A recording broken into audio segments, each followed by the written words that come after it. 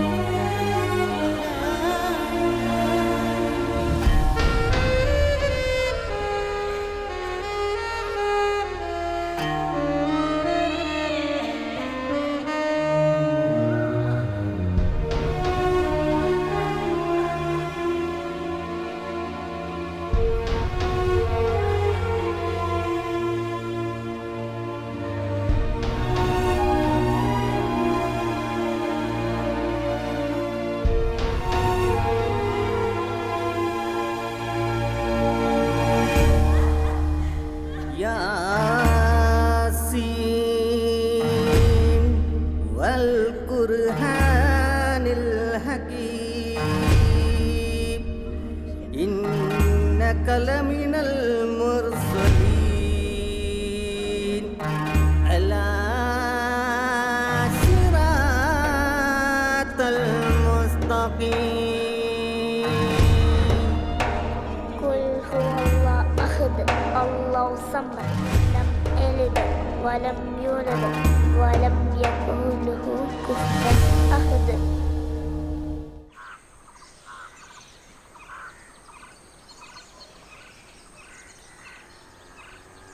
നമ്മളൊരു കാര്യം പറയാം, ഉമ്മക്ക് തുന്നപ്പീടി അങ്ങ് നിർത്താം. ബസീറില്ലാതെ എന്ത് തുന്നപ്പീടിയ? അമീർ ഇപ്പം അക്ഷയ പോകുന്നുണ്ടല്ലോ, അത് നടക്കട്ടെ. വീട്ടിലിരുന്നിട്ടൊരു മുസിപ്പും വേണ്ട. ഏത് 6 മാസം അങ്ങോട്ട് കഴിഞ്ഞിട്ടേ കുടുംബം നല്ലോണം നോക്കാൻ കഴിവുള്ള ഒരു പിയാപ്പിളിനെ കണ്ടെത്തി നമുക്ക് ആമീറിനെ അങ്ങോട്ട് നിക്കാഹ് ചെയ്ത് കൊടുക്കാം. ദേ അതന്നെയാ നല്ലത്.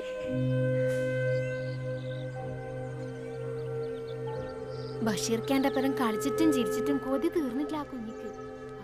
ഈ ഇന്ന് പോവാതെ നാളെ പോവാ? ഇന്ന് രാത്രി പോകും. 7 ദിവസമായില്ലേ വീടും കൂടി വിട്ടു വന്നിട്ട്. ആട് പോയി ഒക്കെ കിടക്കല്ലേ.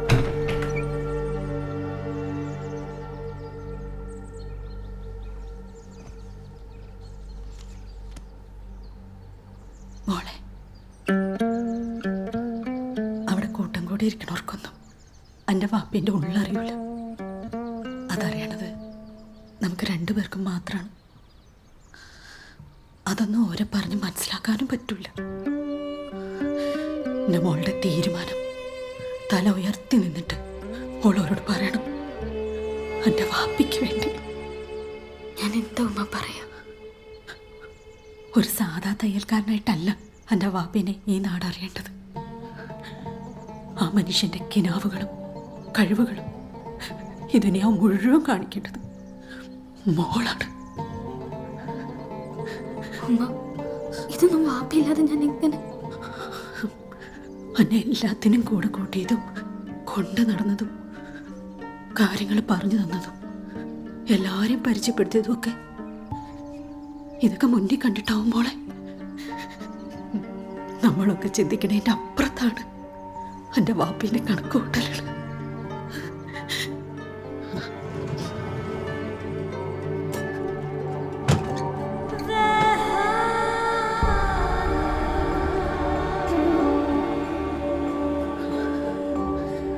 എൻ്റെ വാപ്പി മുന്നോട്ടുള്ള കാഴ്ചകൾ കണ്ടില്ലായിരുന്നെങ്കിൽ ഈ പെട്ടി നിറയെ ഡിസൈനുകൾ മോൾക്കൈ കരുതി വെക്കൂല. എനിക്ക് ഇനിയും പേടിയാണെങ്കിൽ ഞാൻ നിർബന്ധിക്കണില്ല. പക്ഷെ പക്ഷെ ഞാൻ ഇറങ്ങും എൻ്റെ ബഷീർക്കയ്ക്ക് വേണ്ടി. എന്നോട് പറഞ്ഞതിലും 100 മടങ്ങ് ആഗ്രഹങ്ങൾ കൂടെ കിടന്ന് മനുഷ്യൻ എന്നോട് പറഞ്ഞിട്ടുണ്ട്.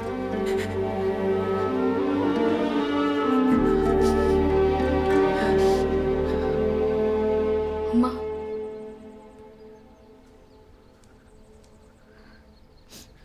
വാപ്പിയുടെ സന്തോഷമാണ് ഉമ്മ എൻ്റെ സന്തോഷം.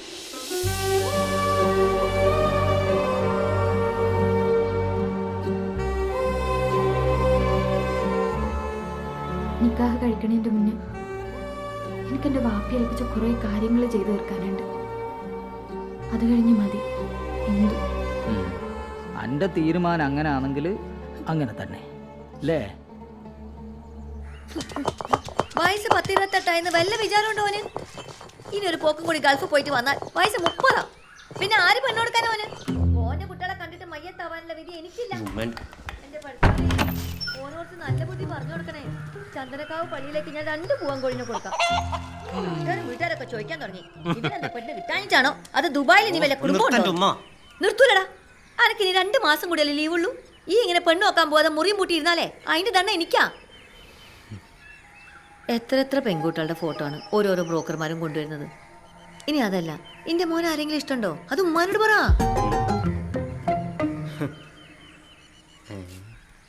എനിക്കൊരു ഇഷ്ടമുണ്ട്. കണ്ടാ, അപ്പൊ ഇതാ എന്റെ മനസ്സിലല്ല കള്ള ഇമാറേ. ഏതാടാ പെണ്ണ്? പെണ്ണ് പറ.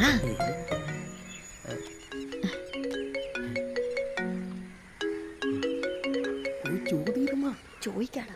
ഹലോ, തിരിച്ചു പോകാൻ ഇനി 2 മാസമില്ലേ? അതുവരെ എനിക്കൊപ്പം ഒന്ന് നിൽക്കുമോ? നിക്കാം. ഉമ്മാടെ പൊന്നു മോനല്ലേ?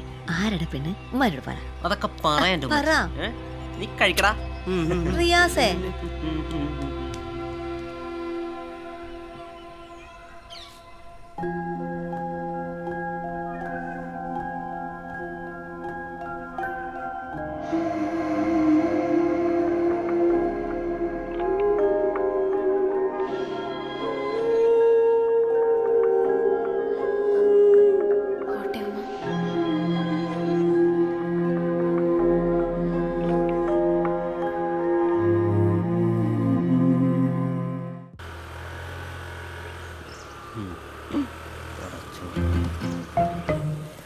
ബാബ, എൻ്റെ ഒരു കൂട്ടുകാരന് കേബിൾ കണക്ഷൻ വേണമെന്ന്. ഞാൻ കടയിൽ കൊണ്ടുപോയി സെറ്റാക്കിയിട്ട് ഇപ്പോൾ വരാം. മോനെ ഒന്ന് നിന്നേ. എന്താ പാപ്പ? മോനെ, നമ്പറൊക്കെ അന്നെ ഉണ്ടാക്കേണ്ട അടുത്ത് എടുക്കല്ലേ. നിനക്ക് കുട്ടീനെ അത്രയ്ക്ക് ഇഷ്ടമാണെങ്കിൽ ഞാനും എൻ്റെ ഉമ്മയും പോയിട്ട് അന്തസ്സായിട്ട് പെണ്ണ് വയ്ക്കാം. എന്തേ, നീ ഗൾഫിൽ ഒന്നുകൂടെ ഒക്കെ പോയിട്ട് വന്നിട്ട് മതി നിക്കാഹ് പോരെ. വാപ്പ, ആമിറ ഓൾ ഇതുവരെ ഇഷ്ടമാണെന്ന് പറഞ്ഞിട്ടില്ല. അല്ല, പക്ഷെ ഇഷ്ടമാണ്, അതെനിക്ക് ഉറപ്പാണ്. ഉറപ്പില്ലാതെ ഒരു പെൺകുട്ടിയുടെ പിറകെ നടന്ന് അതിനെ നാണം കെടുത്താതെ ആദ്യം നീ അത് ചോദിച്ച് ഉറപ്പിക്കേണ്ട റിയാസേ. ഇനി ഞാൻ ഉറപ്പിക്കും വാപ്പ. പോകുന്നില്ലേ? അല്ല, ഞാൻ ചേഞ്ച് ചെയ്തിട്ട് വരാം. ഇന്ന് ഉറപ്പിക്കാൻ പോവാണല്ലോ, ഒന്ന് ജോറാക്കിട്ട് വാപ്പ. ഓ, ഞമ്മക്കുണ്ടായത് തന്നെ. ആമിറ വരുന്നുണ്ട് ഞാൻ.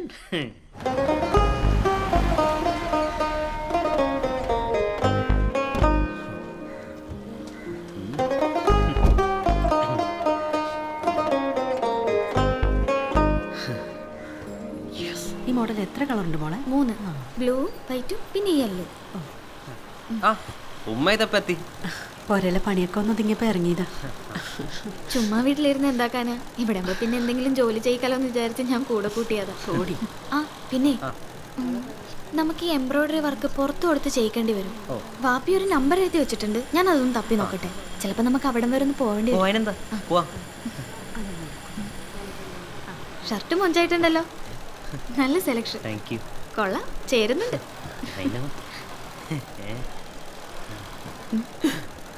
ഉമ്മ ഇവിടെയൊക്കെ സംസാരിച്ചേക്കെ, ഞാനൊന്ന് നമ്പർ.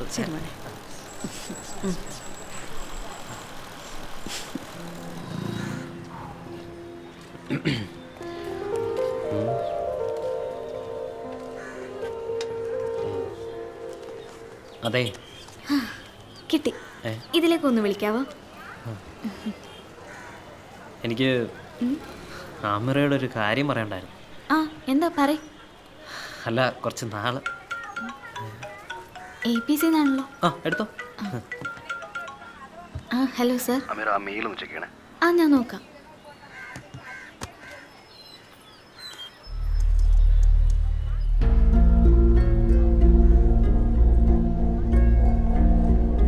എന്താ ആമിറ? കോർട്ടിൽ നിന്ന് ഇവിടേക്ക് വന്ന മെയിലാണ് ആമിറയ്ക്ക് ഫോർവേഡ് ചെയ്തത്. നമുക്ക് ഓർഡർ തന്ന കമ്പനി കോർട്ടിൽ ചാപ്റ്റർ 11 ഫയൽ ചെയ്തിരിക്കുകയാണ്. ചാപ്റ്റർ 11? ഈ നഷ്ടത്തിലായ കമ്പനി മുന്നോട്ട് കൊണ്ടുപോകാൻ പറ്റാതെ വരുമ്പോൾ കമ്പനി പൂട്ടാൻ അനുവാദം ചോദിച്ചുകൊണ്ട് മാനേജ്മെൻറ്റ് തന്നെ കോർട്ടിൽ ഫയൽ ചെയ്യുന്നതാണ് ഈ ചാപ്റ്റർ 11. നമ്മുടെ നാട്ടിൽ ഈ പാപ്പർ സൂട്ട് ഫയൽ ചെയ്യാന്നൊക്കെ പറയില്ലേ, അത് തന്നെ. അപ്പം നമ്മുടെ ഓർഡർ എടുക്കാൻ താമസിക്കോ സർ? ചാപ്റ്റർ 11 ഫയൽ ചെയ്ത കമ്പനിയെ APC ബ്ലാക്ക് ലിസ്റ്റ് ചെയ്യും. ആ കമ്പനിക്ക് ഇനി നമുക്ക് എക്സ്പോർട്ട് ചെയ്യാൻ പറ്റില്ല.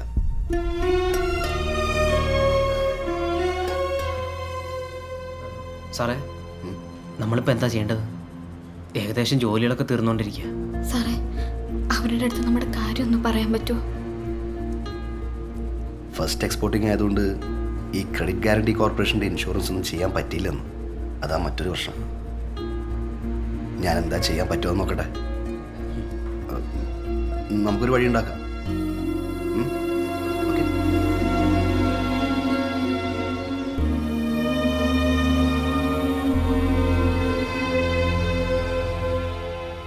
ഇനി എന്ത് ചെയ്യുന്ന ആലോചിച്ചിട്ടൊരു എത്തും പിടിയും കിട്ടുന്നില്ലല്ലോ. വാങ്ങാൻ ആളില്ലെങ്കിൽ നമ്മൾ എന്ത് ചെയ്യും?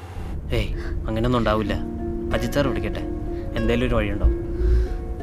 വർക്കിച്ചാൻ്റെ കാശ്, ജോലിക്കാരുടെ ശമ്പളം, ഫാബ്രിക്കിനും മറ്റും കൊടുക്കാന്ന് പറഞ്ഞ കാശ്, ഇതെല്ലാം എങ്ങനെ മുന്നോട്ട് പോകുന്നു ചിന്തിക്കാൻ പോലും പറ്റുന്നില്ലല്ലോ വാപ്പി. യൂണിറ്റിലെ വർക്ക് നിർത്തി വെച്ചാൽ മൊത്തത്തിലുള്ള നമ്മുടെ താളം തെറ്റും. പിന്നീട് വീണ്ടും തുടങ്ങാൻ നമുക്ക് പേടിയോ. ഇപ്പം എങ്ങനെയാണോ പോകുന്നത് അതുപോലെ മുന്നോട്ട് പോകണം. അതിനുള്ളിലൊരു വഴി കണ്ടെത്തിയേ പറ്റൂ. നമ്മുടെ കോഴിക്കോട് ഇവൻറ്റിൽ റിക്വയർമെൻറ്റ് ചോദിച്ച കുറച്ച് കമ്പനികളില്ലേ, അവരെ കോൺടാക്ട് ചെയ്യാനുള്ള വഴികൾ നോക്കിയാലോ? നോക്കാം, എല്ലാ വഴിയും നോക്കാം.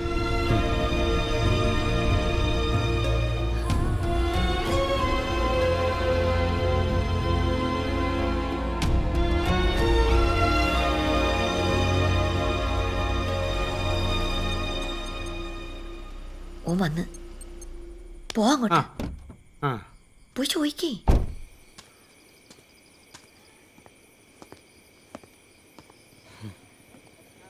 പറയാൻ പറ്റിയില്ല പാപ്പ, പറയാൻ പറ്റിയൊരു സാഹചര്യം അല്ലായിരുന്നു. ഗൾഫിൽ നിന്ന് സൈന്യത്തെ വിളിക്കുമ്പോൾ നീ ഫോൺ എടുക്കുന്നില്ല എന്നും പറഞ്ഞ് എൻ്റെ ഇത്ത വിളിച്ചിരുന്നു. തിരിച്ചു പോകാൻ ഉദ്ദേശമില്ലെങ്കിൽ അവനെ വിളിച്ചൊന്ന് പറഞ്ഞൂടെ? നിനക്ക് പകരം വേറെ ആരെങ്കിലും അവൻ കടയിൽ വയ്ക്കുമല്ലോ.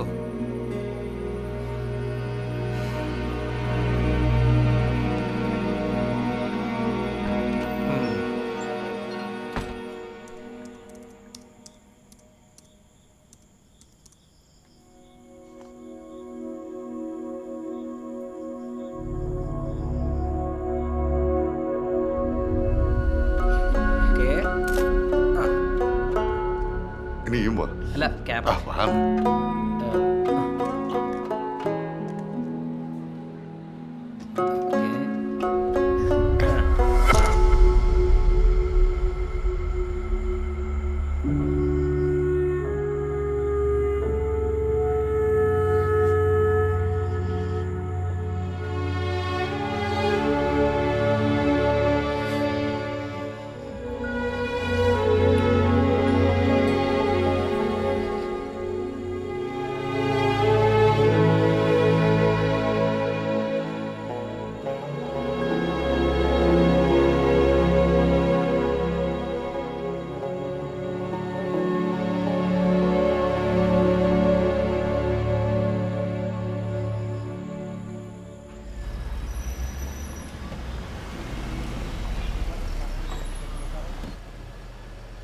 പാർക്കിയിട്ട് വരാം.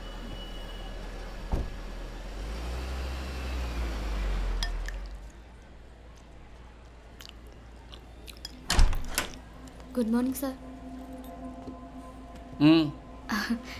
ഞങ്ങളുടെ കുറച്ച് ഡിസൈൻസ് കാണിക്കാനായിരുന്നു. ഡിസൈൻസോ? അതെ സർ. എന്ത് ഡിസൈൻസ്? ഒരു സ്റ്റിച്ചിങ് യൂണിറ്റ് ഉണ്ട്, അവിടെ നിന്ന് ഡിസൈൻ ചെയ്തെടുത്ത് സ്റ്റിച്ച് ചെയ്തതാ. എക്സ്പോർട്ടിങ്ങിനായി പ്രൊഡ്യൂസ് ചെയ്തതാ സർ. ഈ ലോക്കൽ സെറ്റപ്പ് ഡ്രസ്സസ് ഒന്നും ഇവിടെ വിൽക്കുന്നില്ല സാർ. ഡിസൈൻസ് ഒന്ന് നോക്കിയിട്ട്. അതിൻ്റെ ആവശ്യമില്ല. ഇവിടെ വരുന്ന കസ്റ്റമേഴ്സ് ബ്രാൻഡഡ് ഐറ്റംസ് മാത്രം ആവശ്യപ്പെട്ട് വരുന്നവരാ, മനസ്സിലായോ? അതിനിടയ്ക്ക് പേര് പോലും അറിയാത്ത എത്ര സാധനങ്ങൾ വെച്ചാലേ ഞങ്ങളുടെ സ്ഥാപനത്തിന് അതിൻ്റെ ചീത്ത പേര്. സാർ, വളരെ നല്ല ക്ലോത്ത് ഉപയോഗിച്ച് നല്ല ക്വാളിറ്റിയോടുകൂടി വർക്ക് ചെയ്തെടുത്താണ്. എന്ത് ക്വാളിറ്റി? നിങ്ങൾ ആ ബസ് സ്റ്റാൻഡിൻ്റെ പുറകിലോ മാർക്കറ്റിൻ്റെ സൈഡിലുള്ള കടകൾ നോക്കിയായിരിക്കും നല്ലത്. അവിടെ ആകുമ്പോൾ പ്രൈസസ് ഒക്കെ ആണെങ്കിൽ അവരെടുക്കും, പക്ഷെ 1 മാസത്തെ ക്രെഡിറ്റ് കൊടുക്കേണ്ടി വരും. അല്ലാണ്ട് ഇമാതിരി സാധനങ്ങൾ വെച്ചാൽ ഒരാളും ഇങ്ങോട്ട് വരില്ല. എന്നാ ഇറങ്ങല്ലേ? മാഡം, ഇതുപോലൊരു സ്ഥാപനത്തിലേക്ക് ഇത്തരം ഐറ്റംസുമായി കയറി വരാൻ നിങ്ങൾ കാണിച്ച ധൈര്യമുണ്ടല്ലോ, അതടിപൊളിയാ.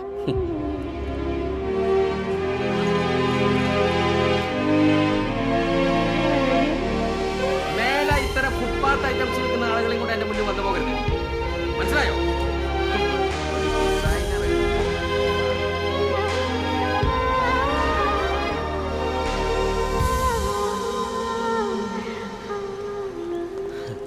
പോയിട്ടെന്തായി? ഓ, അതൊന്നും നടക്കൂല.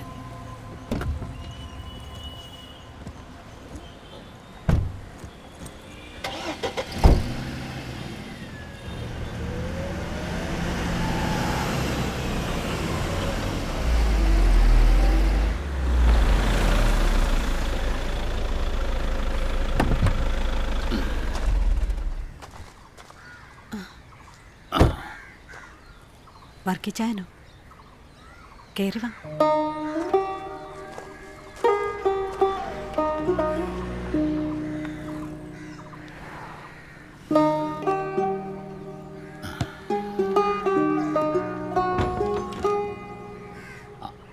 ആഹാ, മോള് ഇവിടെ ഉണ്ടായിരുന്നാ? കടയിലായിരുന്നു ഇതുവരെ. ഇപ്പൊ ഉമ്മയെ കൂട്ടാൻ വേണ്ടി വന്നതാ. എങ്ങനെയുണ്ട് മോളെ തയ്യൽ കട കമ്പനിയൊക്കെ? അന്ന് പറഞ്ഞ ഓർഡറിന്റെ പിന്നാലെയുള്ള ഓട്ടത്തില്ല. സാരമില്ല മോളെ, ഈ തിരക്ക് പിടിച്ചിട്ടുള്ള ഓട്ടം പാച്ചിലൊക്കെ ഒരു രസാ. എനിക്കും വലിയ രസമായിരുന്നു അതൊക്കെ. ഇപ്പോൾ പഴയ പോലെ ഒന്നും ഇല്ല കേട്ടോ. ഇപ്പോൾ ഈ കാണുന്ന കിബർ മാത്രമേ ഉള്ളൂ. എൻ്റെ ഏലിയാമ്മ പോയാൽ പിന്നെ ഞാനങ്ങ് ഒറ്റയ്ക്കായിപ്പോയി. ഇപ്പോൾ ബിസിനസ്സും ഭരണമൊക്കെ മക്കളാ. ഒരു പ്രായം കഴിഞ്ഞാൽ പിന്നെ കുട്ടികൾ പറയുന്നതനുസരിക്കാതെ ജീവിക്കാന്ന് വെച്ചാൽ വലിയ പാടാ.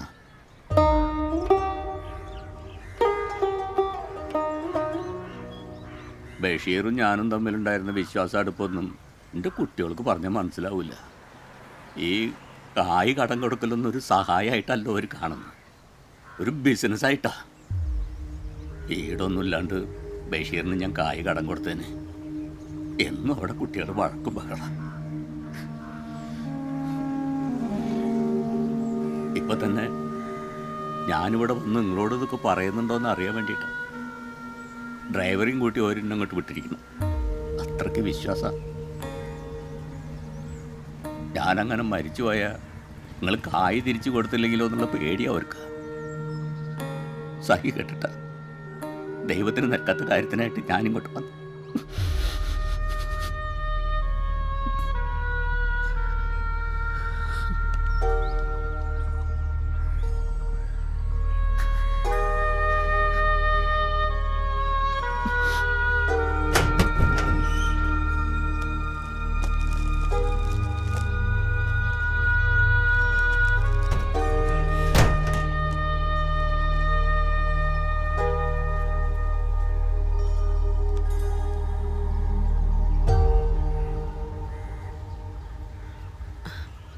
ഈ വീടിരിക്കണ 15 സെൻറ്റ് സ്ഥലത്തിൻ്റെ പ്രമാണമാണിത്. വാങ്ങിച്ച കാശിന് ഈടായിട്ട് കുട്ടികൾക്ക് നിങ്ങളിത് കൊണ്ടുപോയി കൊടുക്കിച്ചായ. നിങ്ങളുടെ അവസ്ഥ എനിക്ക് മനസ്സിലാവും.